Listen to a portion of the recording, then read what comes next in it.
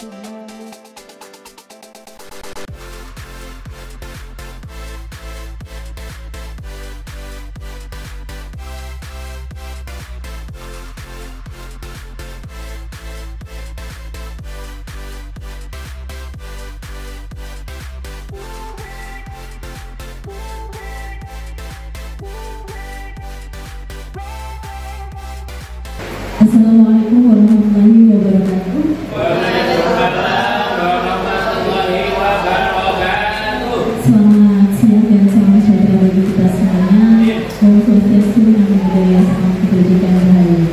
Yang terhormat Bapak Kepala SMP Negeri 6 Surabaya, Jajaran Desa Pengsuruhan MPD, serta teman-teman rekan sejawat SMP Negeri 6 Surabaya yang saya banggakan.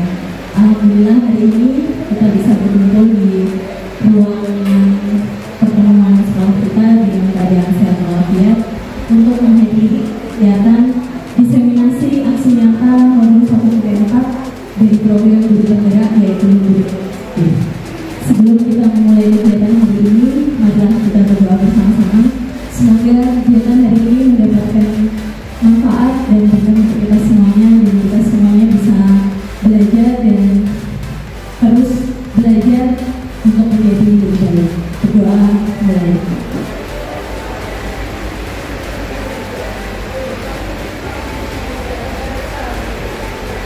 Berdoa selesai. Terima kasih Bapak Ibu. Sebelumnya perkenalkan, saya Eka Fabiawati, calon Guru Penggerak Angkatan 9 Kota Surabaya tahun 2023. Sebelum saya melaksanakan kegiatan diseminasi budaya positif untuk modul 1-4, sebelumnya akan ada sambutan dari Bapak Kepala SMP Negeri 6 Surabaya. Kepada beliau kami persilakan. Terima kasih Buya. Assalamualaikum warahmatullahi wabarakatuh. Assalamualaikum yang saya hormati, dalam kegiatan aksi nyata diseminasi budaya positif dari Guru Penggerak, tentunya ini menjadi pemikiran kita dan motivasi kita bagi teman-teman yang belum atau mau akan menapaki menjadi guru penggerak. Begitu pula bagi guru penggerak yang sudah lulus punya kewajiban diseminasi. Oleh karenanya, barang siapa yang mendiseminasikan ilmunya, tentunya ilmunya akan bertambah. Oleh karenanya, Bapak Ibu yang saya hormati, kegiatan diseminasi ini merupakan suatu kewajiban sebagai apa yang harus dipenuhi dalam kegiatan selaku guru penggerak. Maka dari itu Bapak Ibu silakan diikuti dengan sesama. Kami berharap dan berharap mudah-mudahan Bapak Ibu yang telah diseminasikan atau menerima informasi diseminasi terkait dengan guru penggerak, mudah-mudahan di kemudian hari panjenengan juga lolos menjadi guru penggerak. Tentunya dengan kebijakan pemerintah saat ini, guru penggerak adalah menjadi prioritas dan prima dona di Kementerian Pendidikan kita. Kala saya saja dulu pada awal itu menjadi kepala sekolah, gulungannya harus 4A, turun menjadi 3B, bahkan turun sekarang 3C, lebih sekarang cuma 3B, dengan catatan juga lolos menjadi guru. Tidak membutuhkan teman-teman P3K yang barusan misalnya sudah bekerja 2 tahun, itu pun juga mempunyai kesempatan untuk menempa karir yang lebih tinggi, menjadi kepala sekolah dan lain sebagainya. Syarat sudah menjadi guru penggerak. Tentu guru penggerak bukan satu-satunya tujuan dalam mencapai karir panjenengan selaku kepala sekolah, tapi nikmati yang ada. Pasti suatu ilmu itu ada manfaatnya buat kalian. Tatkala ada regulasi-regulasi baru, jika panjenengan mengikuti di kemudian hari saya kerja tindakannya, pasti ada manfaatnya. Dulunya bukan hanya kepala sekolah yang ini panjenengan semuanya akan ada tambahan ilmu, akan tambah pengetahuan dan lain sebagainya. Dengan demikian, jika panjenengan punya wawasan yang lebih lebar, anak itu akan senang. Akhirnya, mudah-mudahan kegiatan diseminasi ini ada manfaat bagi kita semuanya, wabil khusus selaku guru penggerak dan umumnya bagi kita semua calon guru penggerak dari SMP 6 Surabaya. Terima kasih, selamat mengikuti kegiatan ini dengan senang. Assalamualaikum warahmatullahi wabarakatuh. Waalaikumsalam. Terima kasih kami sampaikan kepada Bapak Kepala Sekolah atas arahan, support dan dukungannya. Semoga kita semuanya bisa menjadi lebih baik dan program guru penggerak menjadi salah satu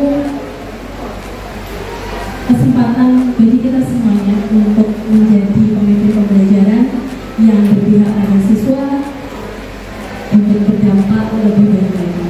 Baik Bapak Ibu, kita akan mulai diseminasi kegiatan hari ini dengan tagline aksi nyata mobil 124 budaya positif dari program guru penggerak. Nah, Bapak Ibu sudah bergabung di kelas poin hari ini, silakan boleh diklik di browser 26381 kodenya, silakan. Di browser diklik kelaspoin.app, kemudian masukkan kodenya 26381. Masukkan nama Bapak Ibu.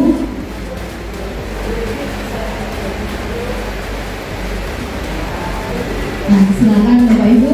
Bagaimana kabarnya hari ini? Apa yang Bapak Ibu rasakan setelah mengajar mulai dari pagi hari, mulai dari hari Senin sampai sekarang hari Rabu? Gimana perasaannya? Baik-baik saja atau sedang tidak baik-baik saja? Bahagia atau pura-pura bahagia? Nah, ini sudah ada Bu Marta, Bu Nana, ini ya data ya antara pura-pura bahagia dan semoga selalu bahagia. Okay? Ini ada Bu Feti, selalu bahagia. Bu Pia, yang dicoret yang mana? Nah, Pak Dwi bahagia selalu. Bu Eras, ini ya agak ragu ya antara sedih dan bahagia. Silahkan Bapak Ibu yang belum, di sini sudah masuk 15 orang. Yang sudah mengumpulkan ada 8 orang, silakan. Bu Ismail, Bu Miftah, Bu Miftah bahagia. Baik, sudah ada 11 orang, boleh di-post submissionnya Pak Dwi. Kita simpan, boleh di-download dulu Pak Dwi. Ya, sudah ditutup. Gak apa-apa, nanti kita lanjutkan lagi. Langsung dibantu. Nah, itu sebaik. Nah, kita lanjutkan lagi. Kita lanjutkan aja. Next. Nah, tujuan kita hari ini adalah yang pertama, kita belajar bagaimana memahami konsep budaya positif yang di dalamnya terdapat konsep perubahan paradigma, stimulus, respon, dan teori kontrol. 3 teori motivasi perilaku manusia, motivasi internal dan eksternal, keyakinan kelas, hukuman dan penghargaan. 5 kebutuhan dasar manusia, 5 posisi kontrol guru dan segitiga restitusi. Apa saja hal itu nanti akan kita bahas. Yang kedua adalah menerapkan strategi disiplin positif yang memerdekakan murid untuk menciptakan ekosistem sekolah aman dan berpihak pada anak. Dan itu adalah capaian belajar kita hari ini. Nah, sekarang kira-kira Bapak Ibu, apakah benar sih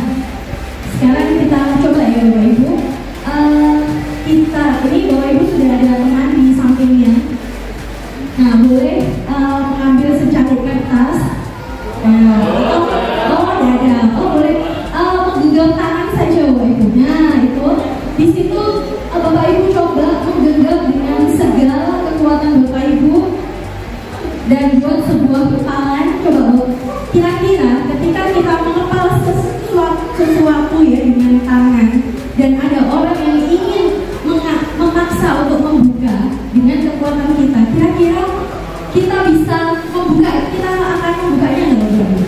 Karena kita dengan kekuatan ini. Nah, lanjut apa yang terjadi tadi ya Bapak Ibu.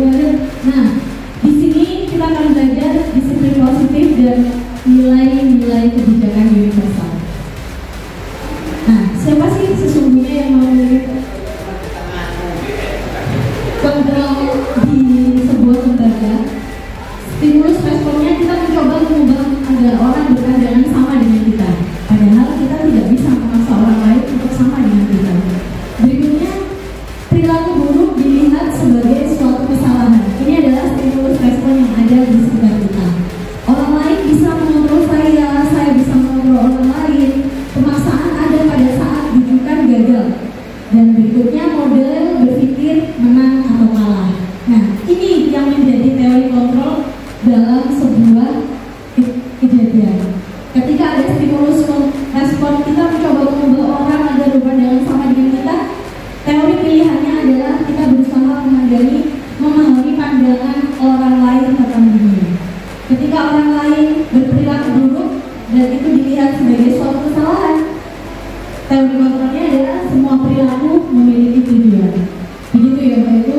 Lanjut Pak.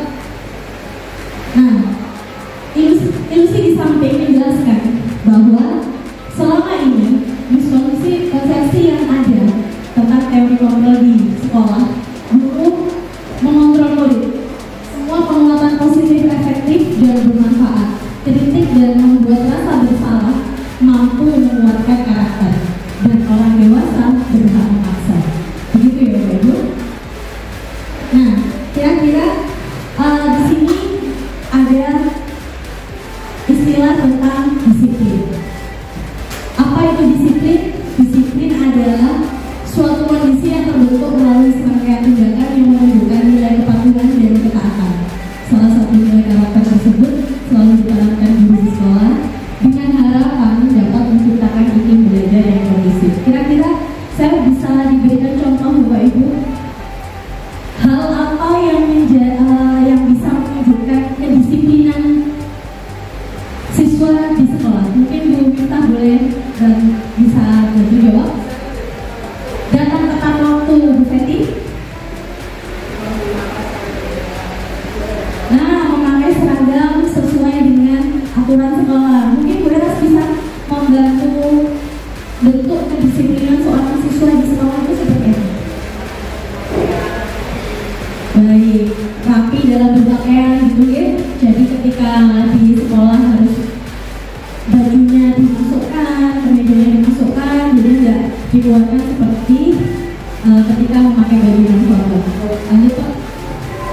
Nah, ini adalah disiplin positif yang merupakan salah satu cara penerapan disiplin yang bertujuan menumbuhkan kesadaran serta memberdayakan peserta didik tanpa imbalan, penghargaan, ancaman atau hukuman.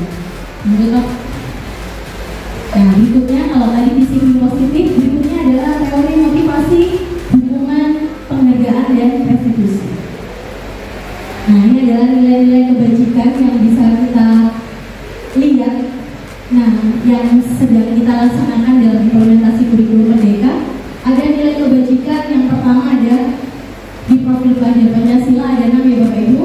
Yang pertama beriman dan bertakwa pada Tuhan Yang Maha Esa serta berakhlak mulia, mandiri, gotong royong, kreatif, dan bernalar kritis.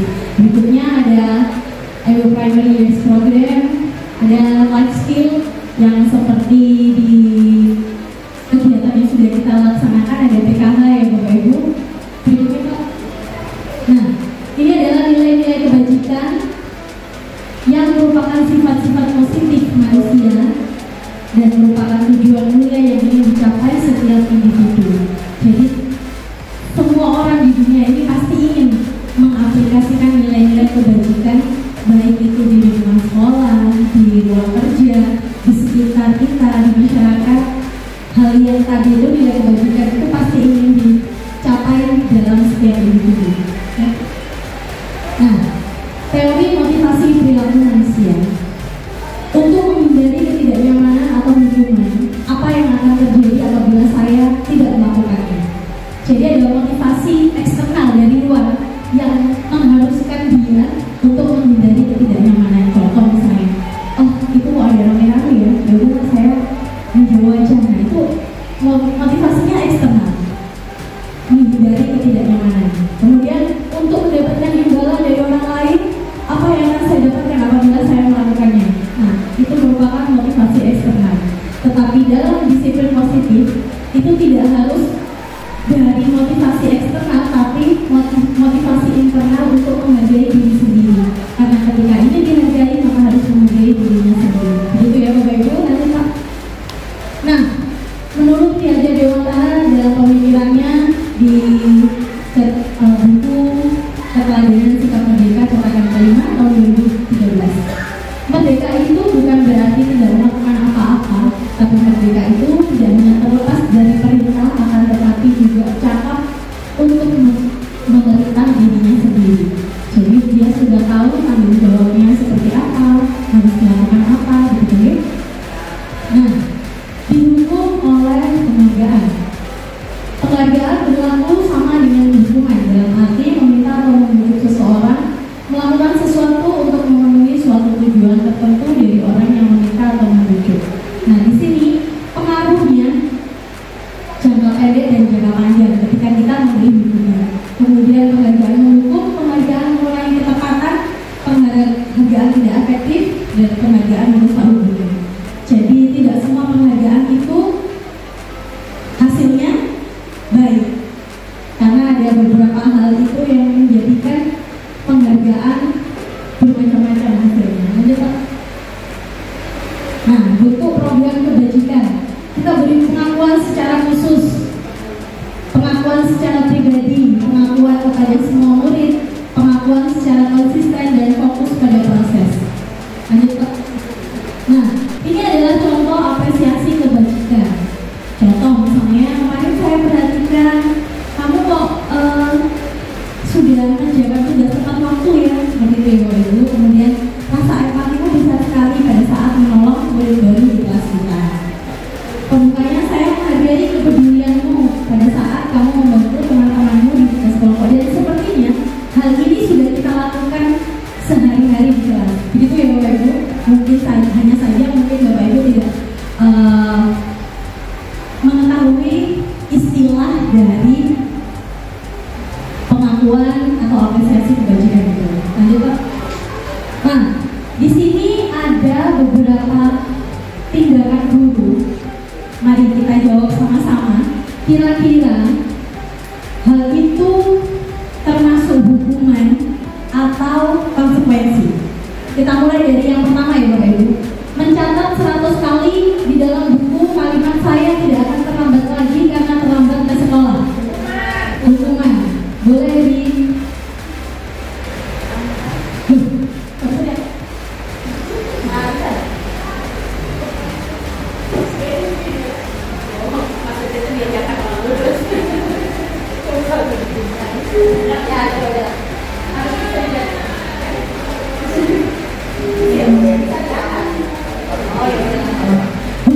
Kemudian berikutnya lari mengelilingi lapangan basket 2 kali karena melambat hadir sekolah. Hukuman. Murid diminta untuk push up 15 kali karena tidak menggunakan masker. Hukuman. Menggantikan kertas tugas teman yang telah dicoret-coret. Konsekuensi. Membersihkan tumpahan air di meja karena tersenggol pada saat belajar. Konsekuensi. Murid disuruh untuk mengenakan sepatu seharian karena tidak mengenakan sepatu hitam. Hukuman. Konsekuensi atau hukuman? Konsekuensi. Lagi mengelilingi lapangan karena terlambat 10 menit untuk pelajaran tidak hukuman. Coba kita lihat ya Bapak Ibu jawabannya. Nah,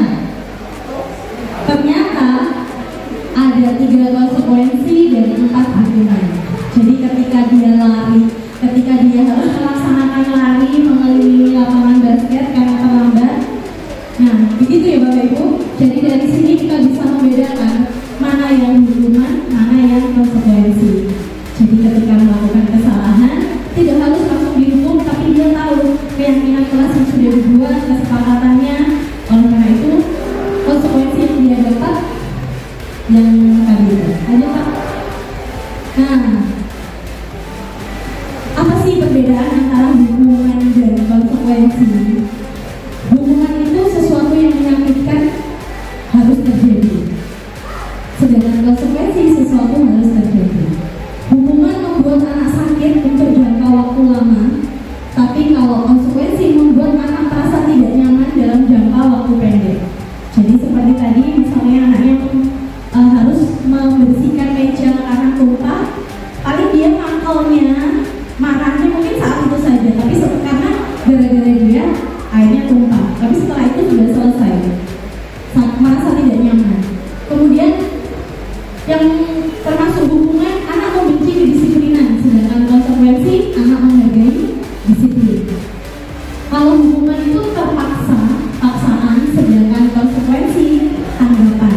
Karena saya melakukan kesalahan ini, jadi konsekuensinya seperti ini. Mendorong anak menyakiti diri sendiri, sedangkan konsekuensi mendorong anak agar mudah menyesuaikan diri. Konsep diri yang buruk, anak belajar untuk menyembunyikan kesalahan, marah, rasa bersalah, dipermalukan, merasa tidak dihargai. Itu adalah keadaan di mana anak mendapatkan hubungan. Tapi bagaimana dengan konsekuensi yang harus didapat? Kehilangan hak, dibuat tidak nyaman, diasingkan untuk sementara waktu, dan anak belajar untuk memahami aturan. Sampai di sini, paham ya Bapak Ibu perbedaan antara hubungan dan konsekuensi. Nah, ada restitusi. Restitusi adalah proses menciptakan kondisi bagi murid untuk memperbaiki kesalahan mereka sehingga mereka bisa kembali pada kelompok mereka dengan karakter yang kuat. Lanjut. Nah, ini perbedaannya. Kalau tadi ada hubungan, ada konsekuensi, ada restitusi. Kira-kira yang sering kita lakukan yang mana Bapak Ibu? Hukuman. Yang sering kita lihat di kehidupan nyata, baik itu di sosial media atau mungkin di kehidupan di sekolah kita, yang sering terjadi antara hubungan, konsekuensi dan restitusi itu seperti apa? Sepertinya tiga-tiganya ini pernah di hati kita tahu bahwa ada hubungan, ada konsekuensi, ada restitusi. Lanjut Pak. Nah, ada keyakinan kelas. Mengapa sih keyakinan kelas? Kenapa kok bukan peraturan kelas? Mungkin ada yang bisa membantu jawab. Kenapa kok keyakinan kelas bukan peraturan kelas?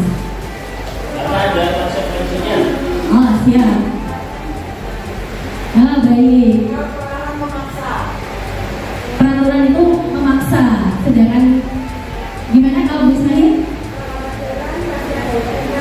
kalau ada aturan pasti hukuman, siap. Nah, ini contoh ya Bapak Ibu.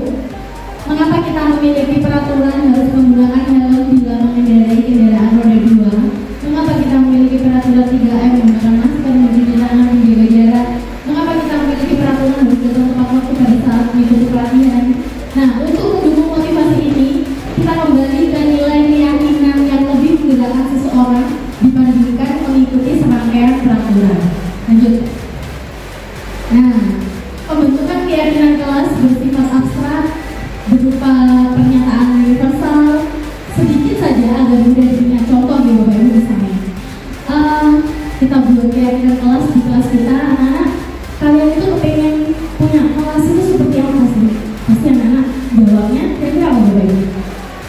Pengen kelas yang nyaman, yang bersih, aman, dingin. Jadi banyak nilai kebajikan yang ingin mereka wujudkan dalam kelas. Kalau misal kepengen bersih, kira-kira kalian harus apa? Nah, itu dimulai dari pernyataan-pernyataan itu untuk membentuk sebuah keyakinan kelas. Lanjut Dok.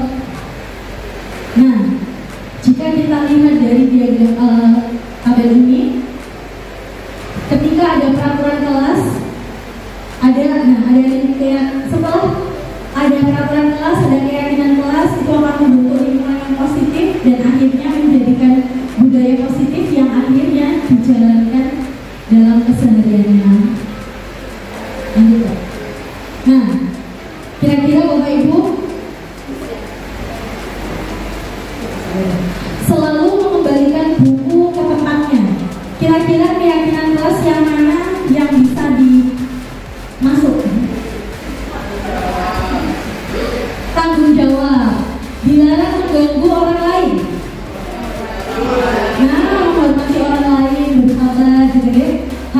sekolah 15 menit sebelum pembelajaran dimulai? Apa kira-kira? Nah, lanjut, dilarang melakukan kekerasan, menghormati orang lain, gunakan masker, kesamaan, jangan lari di kelas atau koridor. Baik, kita cek jawaban kita ya Bapak Ibu. Lanjut Pak. Nah, ternyata Bapak Ibu sudah paham ya. Jadi peraturan, ketika ada peraturan yang sudah dibuat, ternyata keyakinan kelas itu yang nantinya akan diwujudkan dari peraturan yang kita buat. Lanjut. Kebutuhan dasar manusia. Kebutuhan dasar manusia adalah segala sesuatu yang kita lakukan untuk mendapatkan apa yang kita inginkan, dan seluruh tindakan yang kita lakukan memiliki tujuan tertentu, dan semua usaha terbaik yang kita lakukan adalah dalam rangka agar kebutuhan dasar bisa terpenuhi dengan baik. Nah, ini adalah 5 kebutuhan dasar kita semua sebagai seorang manusia. Yang pertama, bertahan hidup, kasih sayang dan rasa diterima, penguasaan, kebebasan, kesenangan. Ini adalah 5 kebutuhan dasar manusia. Dan ketika salah satu dari kebutuhan dasar itu ada yang kurang, ada yang bahkan mungkin ada yang tidak ada, itu akan mengganggu keberlangsungan karakter kita, karena 5 hal ini merupakan kebutuhan dasar yang dibutuhkan oleh manusia. Lanjut. Nah, motivasi perilaku manusia. Ini seperti yang tadi ya Bapak Ibu. Jadi untuk menghindari ketidaknyamanan atau hukuman menjadi motivasi ekstrinsik, sedangkan untuk menjadi orang yang dihargai menjadi motivasi intrinsik dalam diri mereka masing-masing. Lanjut. 5 posisi kontrol. Nah, silakan Bapak Ibu kita amati video ini, hal yang terjadi dan mungkin kita pernah melakukannya. Kita lihat videonya sama-sama. Silakan Pak.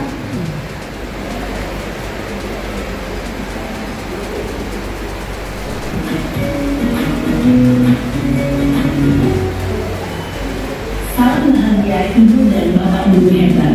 Dalam penerapan disiplin positif restitusi, salah satu program yang dikembangkan adalah 5 posisi kontrol. 5 posisi kontrol dalam restitusi adalah proses perjalanan seorang pendidik agar dapat mengenali dirinya. Pada video kali ini, kita akan membahas tentang 5 posisi kontrol yang dikembangkan oleh Brian Wilson dan contoh penerapannya.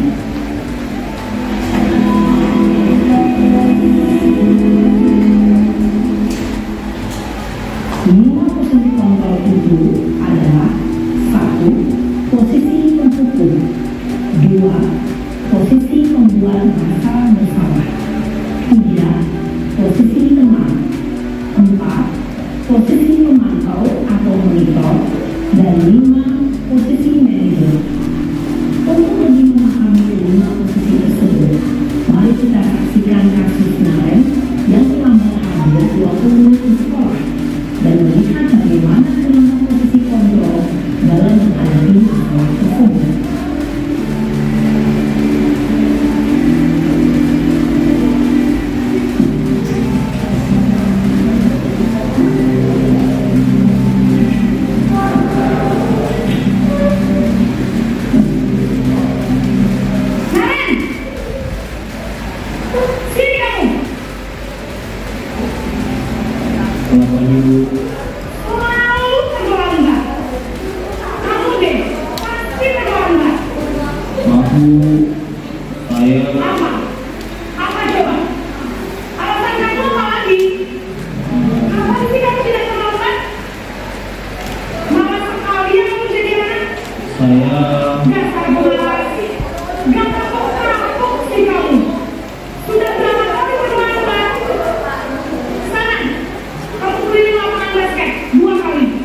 Kenapa saya harus ke lapangan basket, Bu? Kenapa? Kamu anak ibu berani-beraninya jawab sudah terlambat, masih berani jawab pula. Sekarang keliling lapangan basket 5 kali sekalian, biar kapok.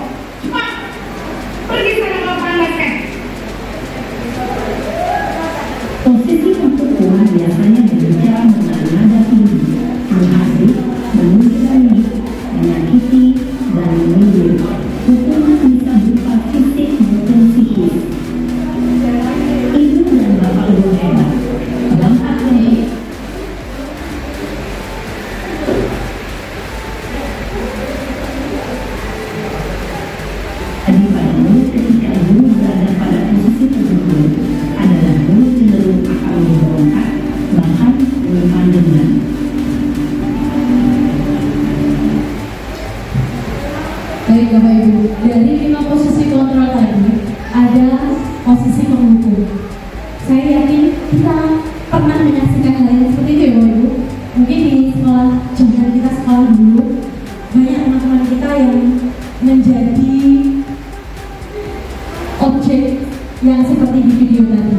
Jadi ya pelaku, dari pelakunya ketika kita berbuat salah, gurunya menjadi posisi penghukum untuk menghukum kesalahan yang sudah dibuat. Dan ketika hal itu terjadi, ada kekerasan, meskipun tidak kekerasan fisik tapi ada kekerasan verbal. Mungkin kalau sekarang kita kenal namanya bullying, yaitu bullying verbal. Posisi menghukum. Kita lanjutkan posisi berikutnya.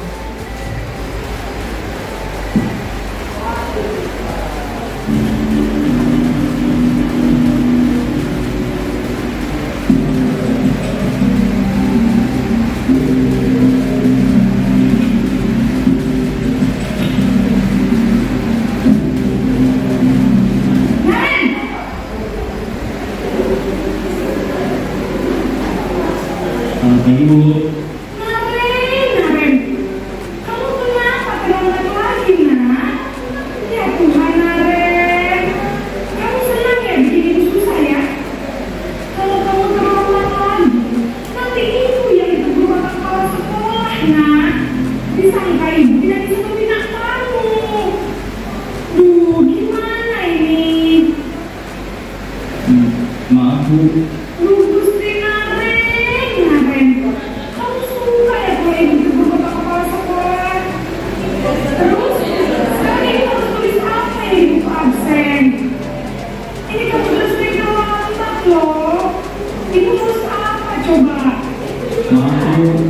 Maaf sekali.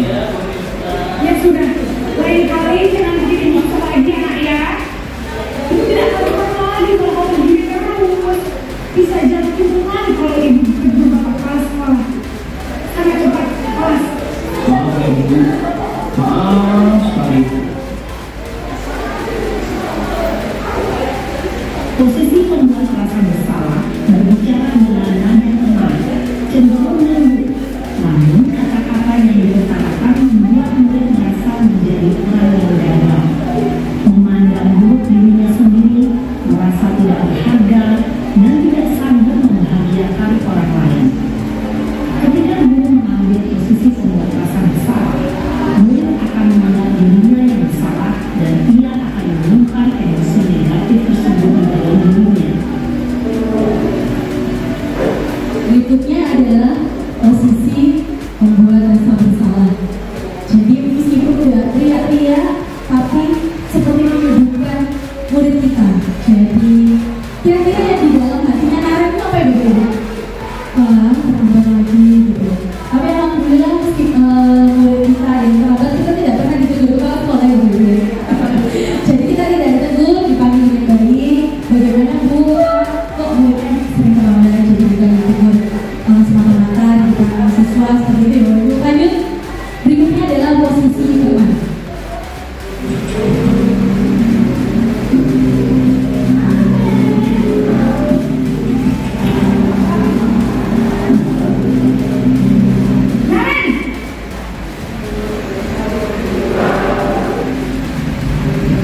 Selamat pagi Bu.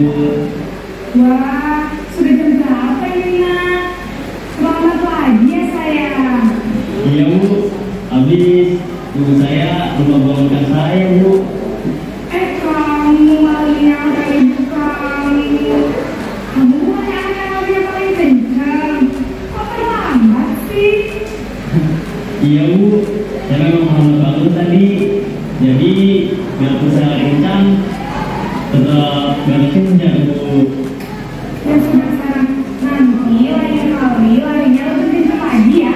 Biar gak terlambat lagi. Bikin demi ibu. Bisa kan? Bisa Bu. Ya sudah sekarang di sekolah. Ibu beresin urusan absen kamu. Kali ini ada saja. Dalam posisi teman, guru berbicara dengan nada suara ramah, akrab, cenderung bersingkat untuk menjaga suasana tetap santai.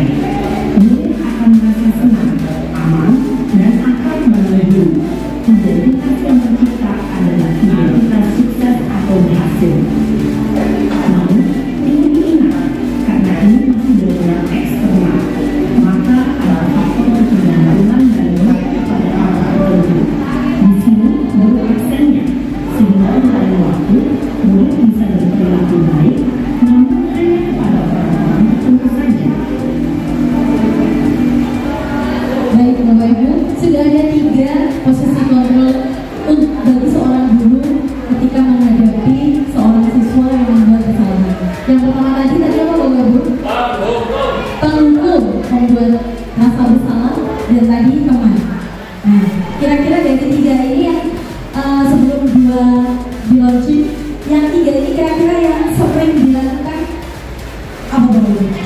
Yang ketiga ya teman. Contohnya Budian itu penghukum Mbak Ovi. Jadi ketika siswanya membuat kesalahan, jadi ada banyak posisi kontrol dari seorang guru untuk memposisikan dirinya sebagai penghukum, teman, atau membuat kesalahan.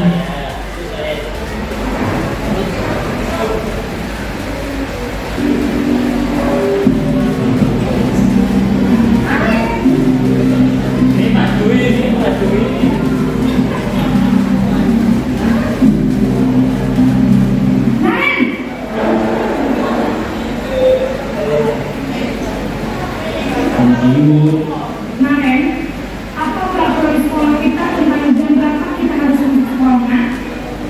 Kita harus di sekolah yang tinggi. Iya betul, sekarang sudah jam 7.20. Kalian sudah tahu konsekuensinya jika terlambat hadir? Paham Bu, saya harus tinggal kelas, harus berada istirahat selama 20 menit. Iya benar, konsekuensinya demikian. Jadi nanti jam 9.30 pas istirahat, kamu harus tinggal di kelas, kerjakan tugas tambahan untuk ketertinggalan kamu, ya? Baik Bu. Posisi pemantau mengandalkan penghitungan atau data untuk mengontrol murid. Guru mengarahkan murid berdasarkan peraturan dan konsekuensi. Seorang pemantau menunjukkan bahasa tubuh dan ekspresi wajah yang datar dan cenderung formal.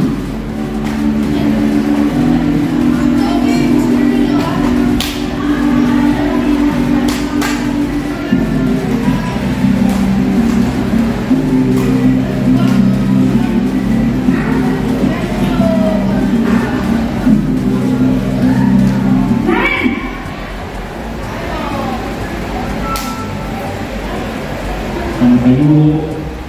Selamat pagi, Naren. Maaf Bu, saya terlambat. Iya, sekolah masuknya jam 7, sekarang sudah jam 7.20. Jadi sekarang bagaimana ini, Naren?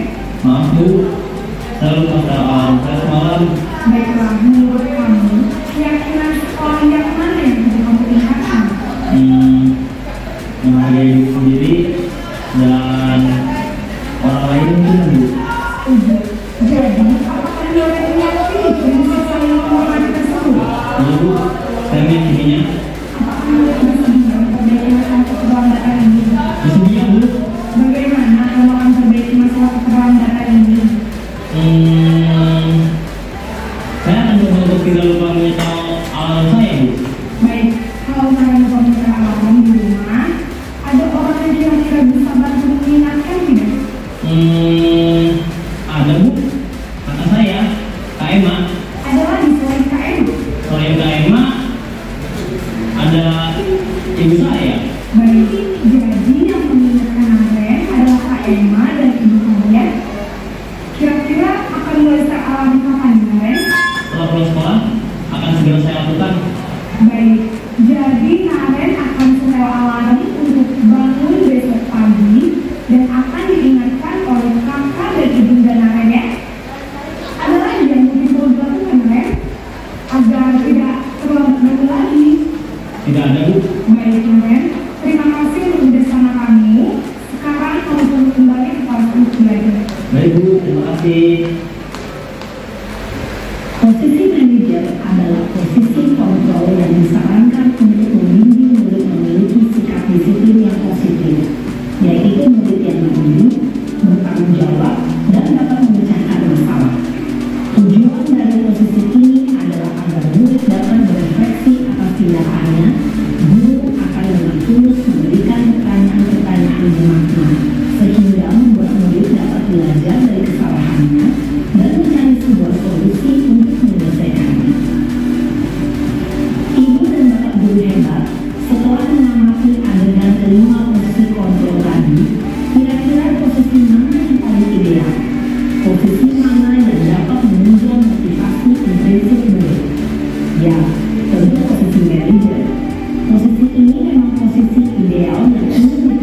pihak pendidik. Pada posisi inilah, guru dapat menerapkan disiplin positif dan berpihak pada murid dan memerdekakan murid. Perjalanan seorang pendidik tentunya tidak mudah untuk sampai pada posisi seorang manajer. Namun, tujuan kita pasti, yaitu menciptakan murid-murid yang mandiri, merdeka, dan bertanggung jawab. Semoga penggambaran 5 posisi kontrol telah diperlihatkan ini dapat menjadi ajang refleksi bagi kita semua, agar dapat terus mengasah dan menerapkan disiplin positif yang memerdekakan murid. Mari terus berlatih dan bersemangat. Selamat menerapkan. Salam dan bahagia, Ibu dan Bapak Guru hebat. Baik Bapak Ibu, tadi sudah disampaikan video 5 posisi kontrol dari seorang guru. Dan tadi narasumber menyampaikan dalam video posisi yang paling ideal untuk kita sebagai seorang pendidik agar bisa memfasilitasi siswa, memfasilitasi peserta didik untuk memerdekakan murid menjadi pembelajar sejati yang terus belajar dan dia bisa mengerti posisinya mereka masing-masing.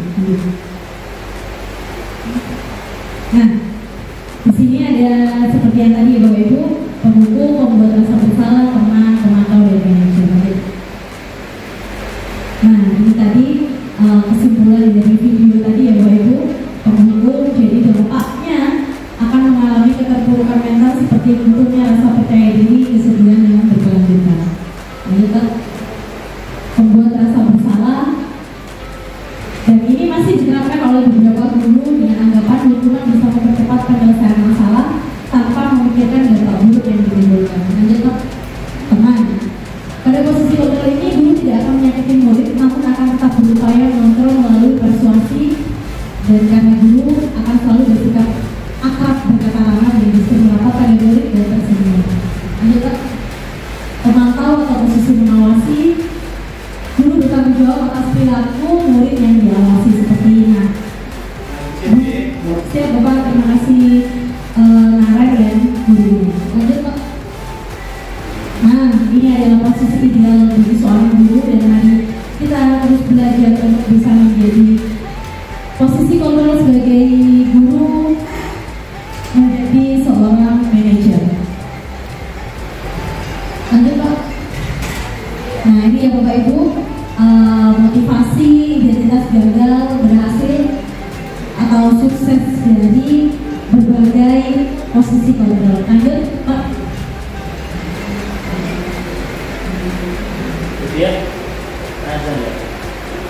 Nah, posisi kita sebagai apa selama ini? Lanjut Pak. Nah, kira-kira silakan Bapak Ibu boleh diklik. Selama ini kita sebagai seorang guru, apa kontrol kita sebagai guru, pembuku, pembuat rasa bersalah, teman, atau manajer?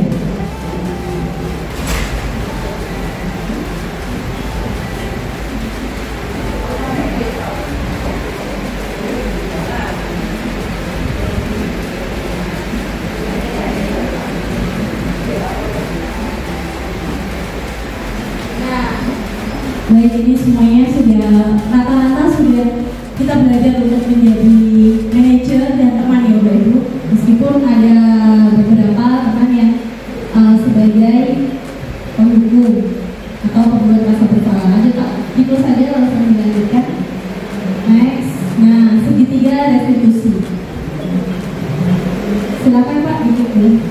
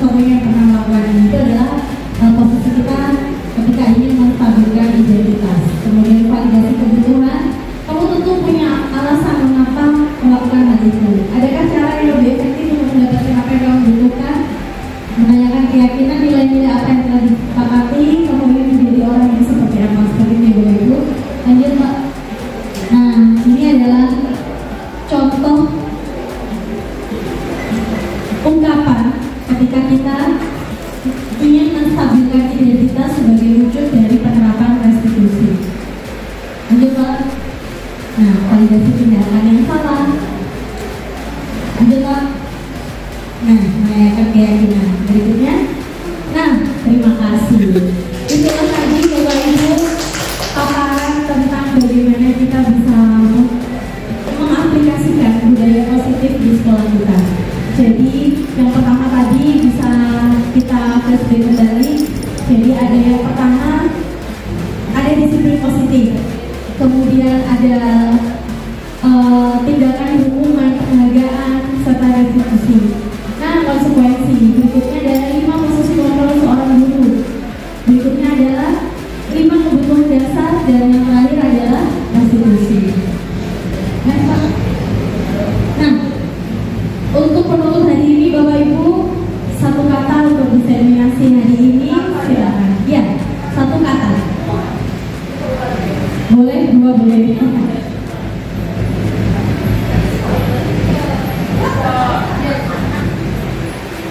Nah, boleh. Silakan. Satu kata untuk diseminasi kita hari ini. Oh, terima kasih Bapak Ibu.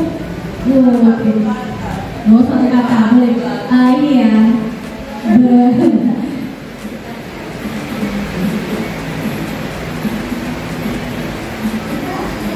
Luar biasa.